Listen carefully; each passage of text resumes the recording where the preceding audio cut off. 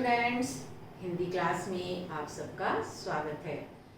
Students, आजकल हम पढ़ रहे हैं अपनी पाठ्य पुस्तक का पाठ 5 चिट्ठियों की अनूठी दुनिया, जिसके लेखक हैं अरविंद कुमार सिंह।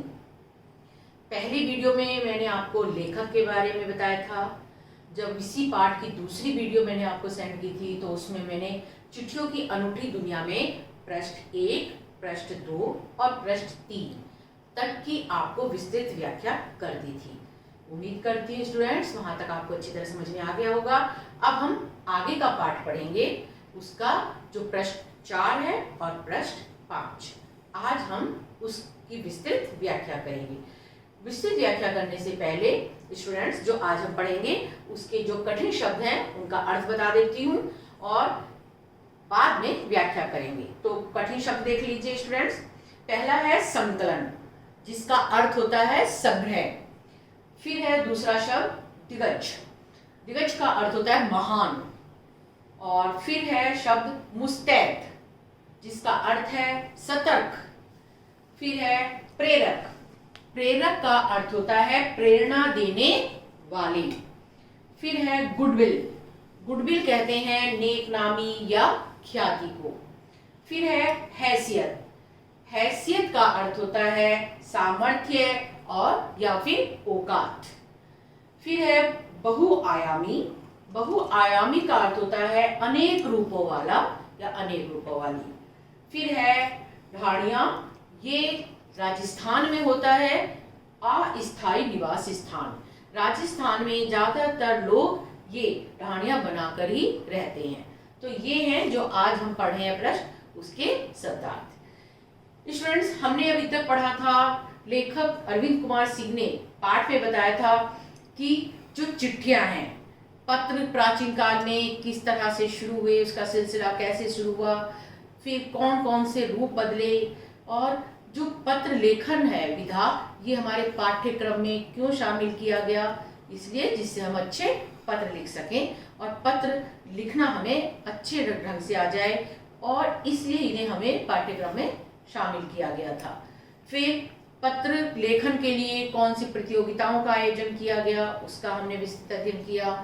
पत्रों को अलग अलग भाषाओं में क्या क्या कहा जाता है, ये भी हमने पढ़ा।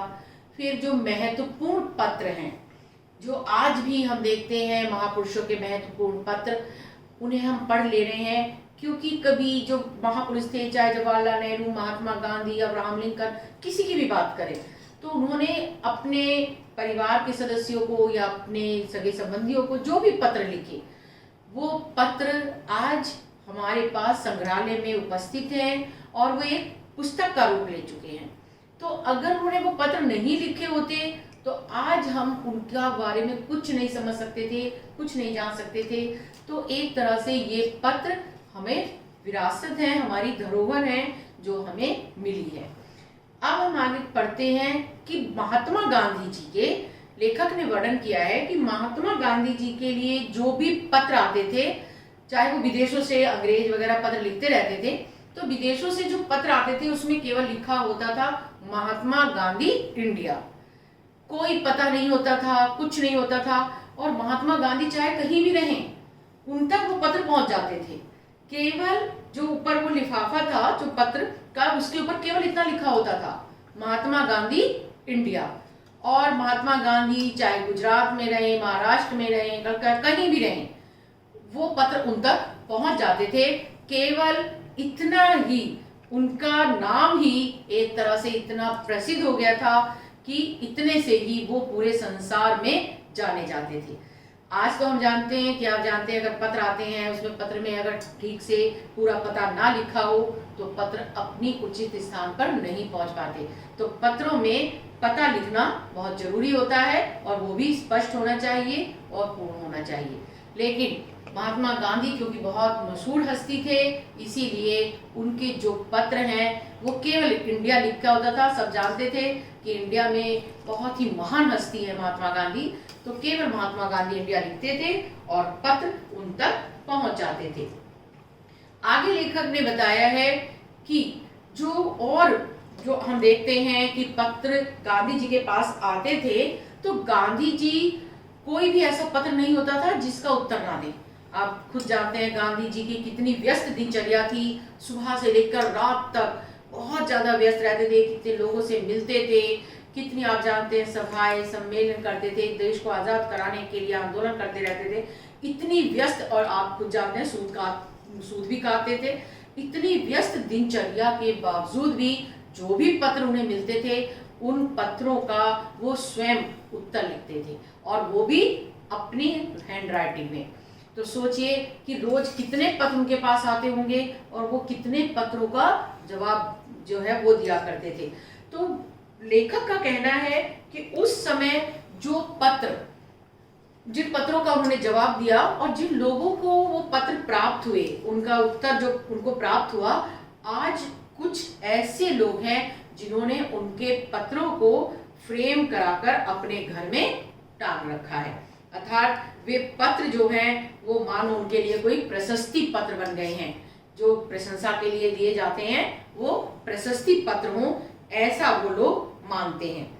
और साथ में उन्होंने कहा है कि कितने, तो आप जानते हैं गांधी जी के कितने तो ऐसे पत्र हैं जो एक तरह से जिस पर किताबें लिखी गई हैं, पूरी उनके पत्र जो है वो पुस्तक का रूप भी ले चुके हैं। वास्तव में लेखक का कहना है कि पत्र किसी दस्तावेज से कम नहीं होते। अर्थात वो अपनी जो भी पत्र होता है वो अपनी पूरी कहानी, पूरा वर्णन हमें बता देता है। अब किसने कितने पत्र लिखे, लेखक ने उसका भी वर्णन किया है। उन्होंने कहा है कि सुमित्रा नंदन पंत के 200 पत्र हरिवंश राय बच्चन के नाम लिखे गए थे। यहाँ पे उन्होंने, लेखक ने तो पंत और बच्चन लिखा है, तो ये पंत है सुमित्रा नंदन पंत, आप जानते हैं प्रसिद्ध लेखक और कवि रह चुके हैं। और ऐसे ही बच्चन यहाँ नाम है, जो कवि थे, लेखक थे हरिवंश राय बच्चन। तो पंत जी ने, सुमित्रा नंदन पंत जी ने लगभग 200 पत्र हरिवंश राय बच्चन को लिखे हैं, और निराला के पत्र तो बहुत ज्यादा हैं। और उन्होंने कहा कि पत्रों के आईने में दयानंद सरस्वती समेत कई पुस्तकें आपको अब मिल भी जाएंगी। आप जानते हैं दयानंद सरस्वती ने भी बहुत सारे पत्र लिखे थे, तो वो पत्र भी आज पुस्तक के रूप में हैं। और कहते हैं कि प्रेमचंद, जो आप जानते हैं लेखक हैं प्रसिद्ध प्रेमचंद, उन नए लेखकों को बहुत प्रेरक जवाब दिया करते थे, क्योंकि वो साहित्य के इतने बड़े, आप जानते हैं, सम्राट हैं प्रेमचंद जी। उनके पास बहुत सारे लेखकों के, कवियों के पत्र आया करते थे, तो वो उन पत्रों का जो जवाब दिया करते थे, तो एक तरह से वो जैसे गांधी जी जवाब देने में हमेशा लगे रहते थे। यहाँ पे आपने देखा मुस्तैद यानी सतर्क रहते थे कि जैसे ही कोई पत्र आए तुरंत उसका जवाब दिया जाए, वो जवाब देने में देरी नहीं करते थे। उसी तरह से अगर हम ये कहें कि लेखकों में वो प्रेमचंद जी थे। जब भी कोई लेखक, कोई कवि उनके लिए पत्र लिखता था तो वो भी गांधी जी की तरह तुरंत उसका जवाब लिखा करते थे। उसी प्रकार नेहरू जी ने, जवाहरलाल नेहरू और महात्मा गांधी जी के, रविन्द्रनाथ टैगोर जी के, ना जाने कितने पत्र हैं जो आज हमें प्रेरक पत्र बन गए हैं, जो हमें प्रेरणा देने का काम कर रहे हैं। उन्होंने वो पत्र किसी ना किसी को लिखे, लेकिन आज जब हम वो पत्र पढ़ते हैं तो उन पत्रों से हमें प्रेरणा मिलती है। उन्होंने बताया कि महात्मा और कवि के नाम से महात्मा गांधी और रविन्द्रनाथ टैगोर के बीच 1915 से 1941 के बीच में बहुत सारे पत्र लिखे गए, उनका पत्राचार हुआ। और आज हम देखते हैं कि वो पत्राचार का जो संग्रह है वो प्रकाशित हो चुका है, यह एक तरह से पब्लिश हो चुका है और वो एक बड़ी पुस्तक का रूप ले चुका है। पत्र व्यवहार की लेखक ने आगे वर्णन किया। पत्र व्यवहार की जो परंपरा है भारत में बहुत पुरानी है, पर इसका असली जो विकास हुआ था वो आजादी के बाद हुआ था। तमाम सरकारी विभागों की तुलना में सबसे ज्यादा जो, अगर हम गुडविल कहें तो वो डाक विभाग की है, क्योंकि हर किसी को, चाहे हम कितने सारे पत्र रोज, आप जानते हैं, डाक में डाले जाते हैं, पोस्ट ऑफिस में डाले जाते हैं, और फिर वो पत्र उनके उचित स्थानों पर पहुंचाए जाते हैं। तो लोगों को जोड़ने का काम करता है ये डाक विभाग, इसीलिए इसे गुडविल कहा गया है। और उन्होंने कहा कि संचार का तमाम जो भी उन्नत साधनों के बाद भी आज भी पत्रों की जो हैसियत है पत्रों की जो औकात है, सामर्थ्य है, वो आज भी बरकरार है, आज भी कायम है। शहरी इलाकों के, चाहे उन्होंने कहा आलीशान अगर बिल्डिंग हो, हवेलियां हो, या फिर झोपड़पट्टी में रह रहे लोग हों, दुर्गम जहां जाना ही कठिन होता है, चाहे ऐसे जंगलों से घिरे हुए गांव हो या फिर जहां बहुत अधिक बर्फ पड़ती है, ऐसी बर्फीली जो जगह है उनके बीच में पहाड़ी क्षेत्रों पर रहने वाले लोग हों, चाहे समुद्र के किनारे, समुद्र तट पर रहने वाले मछुआरे हों, या फिर रेगिस्तान की ढाणियां, यानी रेगिस्तान में जो अस्थायी निवासी स्थान बना लिए जाते हैं, वो कच्चे एक तरह से मिट्टी के बने होते हैं और वो उन्हें कभी भी छोड़कर चले भी जाते हैं, तो वो इस तरह के मकान बनाते हैं। तो अस्थायी जो निवास स्थान है वहां तक भी ये पत्र जो है वो पहुंच जाते हैं।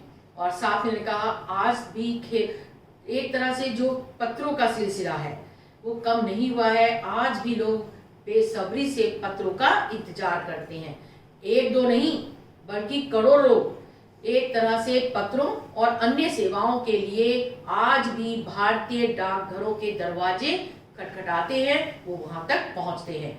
और इसकी बहुआयामी भूमिका हमें नजर आती है। बहुआयामी यानी अनेक रूपों वाली, केवल पत्रों को भेजने का काम नहीं करते ये, बल्कि अगर आप देखें जहां दूर बहुत गांव हैं, जहां पहुंचना भी कठिन होता है, लाखों गरीब घरों में अगर चूल्हे जलते हैं तो मनी ऑर्डर से चलते हैं, और मनी ऑर्डर पहुंचाने का काम भी ये डाक विभाग ही करता है।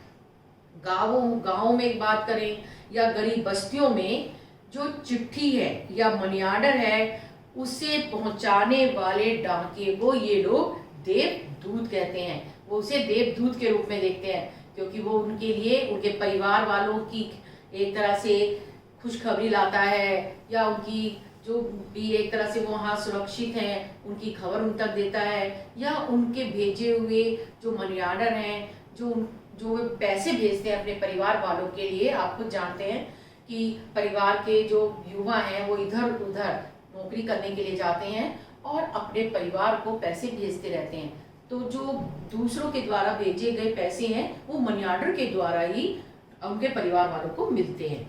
तो ये सारा काम डाक विभाग ही करता है। तो ये आज स्टूडेंट्स हमने अरविंद कुमार सिंह द्वारा लिखा हुआ चिट्ठियों की अनूठी दुनिया पढ़ा। उन्होंने हमें चिट्ठियों के बारे में विस्तृत जानकारी दी कि चिट्ठियां किस किस रूप में हमारे सामने आ रही हैं, इसका कितना महत्व हमारे जीवन में है, और जो भी इनके बारे में उन्होंने बताया कि जो भूमिकाएं निभाई जा रही हैं पत्रों के द्वारा वो कितनी महत्वपूर्ण है। अब इसमें जो स्टूडेंट्स प्रश्न उत्तर हैं वो मैं आपको नोट्स भेज दूंगी। इसमें एक क्वेश्चन दिया हुआ है, भाषा की बात। किसी प्रयोजन विशेष से संबंधित शब्दों के साथ पत्र शब्द जोड़ने से कुछ नए शब्द बन जाते हैं, जैसे प्रशस्ति पत्र, समाचार पत्र। ऐसे ही उन्होंने कहा है कि और कौन कौन से पत्र बन सकते हैं उनका वर्णन करना है। तो उन्होंने बताया, जैसे मैंने आपको स्टूडेंट्स आपको बोर्ड में दिख रहा होगा, ये मैंने लिखे हुए हैं कि और कौन कौन से शब्द बन सकते हैं पत्रों के, जैसे समाचार पत्र, प्रशस्ति पत्र, वैसे ही प्रमाण पत्र, बधाई पत्र, त्याग पत्र, निमंत्रण पत्र, विदाई पत्र, शिकायती पत्र, मान पत्र। तो इतने तरह के पत्र होते हैं जो हम लिखते हैं या हमारे द्वारा इधर उधर भेजे जाते हैं। तो हम इतने पत्रों का वर्णन कर सकते हैं। बाकी जो क्वेश्चंस हैं, जब आपको पाठ समझ में आ गया होगा तो स्टूडेंट्स आप क्वेश्चन आंसर भी आसानी से कर सकते हैं। तो स्टूडेंट्स आज हमारा ये पाठ 5 चिट्ठियों की अनूठी दुनिया समाप्त होता है। अब आगे दूसरी वीडियो में हम नया पाठ प्रारंभ करेंगे। स्टूडेंट जो भी आपको वर्क दिया जाता है अपने समय पर अपनी नोटबुक में करते रहिए। इससे आपको जब भी, अब जैसे आपके PA3 शुरू हो चुके हैं, टेस्ट शुरू हो गए हैं, तो उसमें आपके लिए आसानी हो जाएगी इन सबको पाठों को याद करना।